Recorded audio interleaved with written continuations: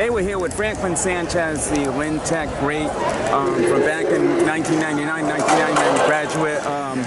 But Franklyn, talk about your outstanding career, but the thing is, I mean, throughout your career running incredible times, but the one race that sticks out in a lot of people's mind is the 2-mile race against Andy Powell.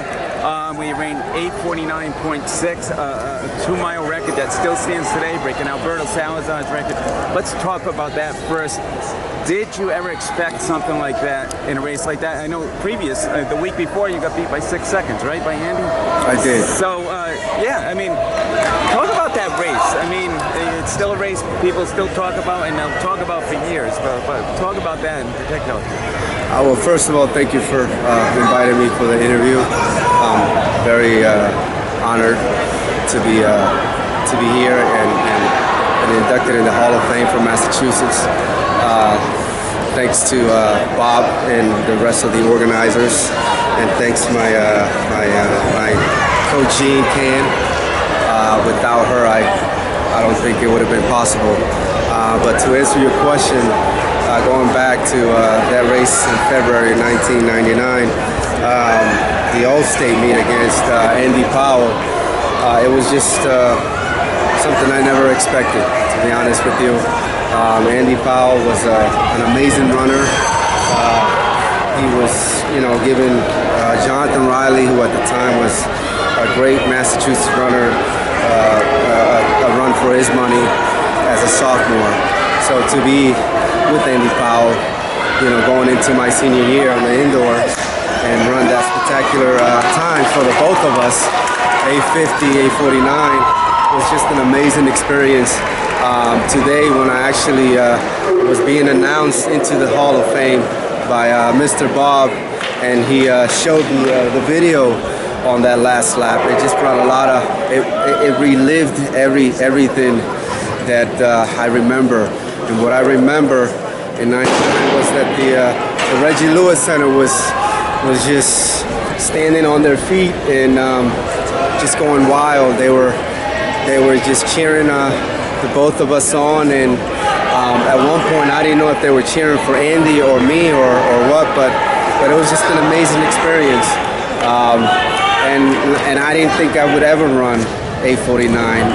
I knew I could run under 9, but not 8:49 that day. So I know that Gene had prepared me to run under 9, but not under 8:50. So yeah. What was your previous best going into it? It's 9:01. 9:01. Wow. Yes. So a huge 12-second PR. So I noticed you were at least 4 seconds behind. It seemed like with a lap to go. What was going through your head at that point? Did you actually think you could probably catch him at that point? Not at first. I thought that if I could just maintain my composure and my pace, that I could, break the 9-minute mark. But when I saw on the final stretch back there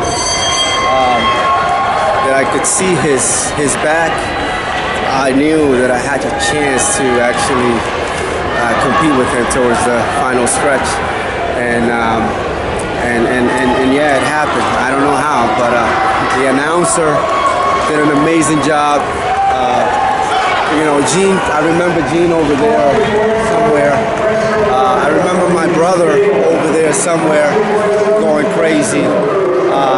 Catch him, catch him, catch him, you're so close. I mean, I don't, it was an amazing, that's what my brother told me after the race that he was saying, but I couldn't hear anything, of course.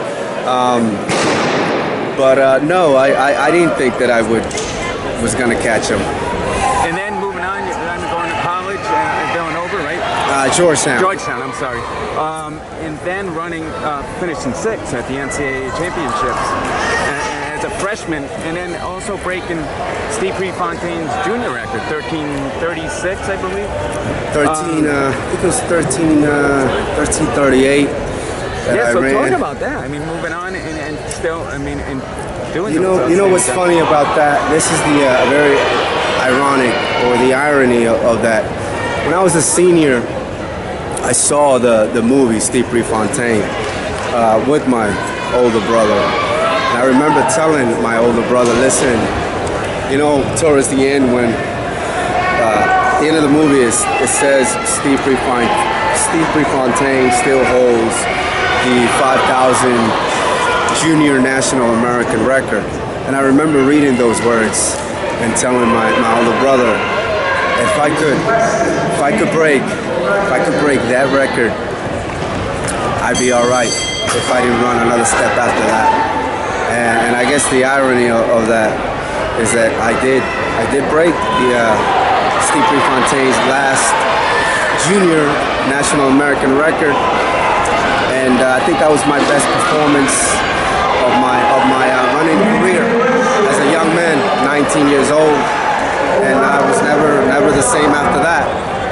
So I don't know if it was a curse, but looking back, you know, almost 20 years, I thought that it was a great accomplishment, and I'm really happy with that. That was probably my most satisfying race in college, aside from the NCAA cross-country national championships, where I actually got lost and made a wrong turn and had to turn around, and I ended up 6th. But I thought that race in particular, it was so cold. I grew up in Massachusetts. I was used to I think it was in Iowa. I was used to the weather and the climate and the winds, and I thought that was an advantage for me. And if I had more confidence then, I would have just left the pack and ran my own race, but I didn't do that. But it was a great race overall. And lastly, what would you tell a young kid who's running now? What kind of advice would you give them to excel in this sport?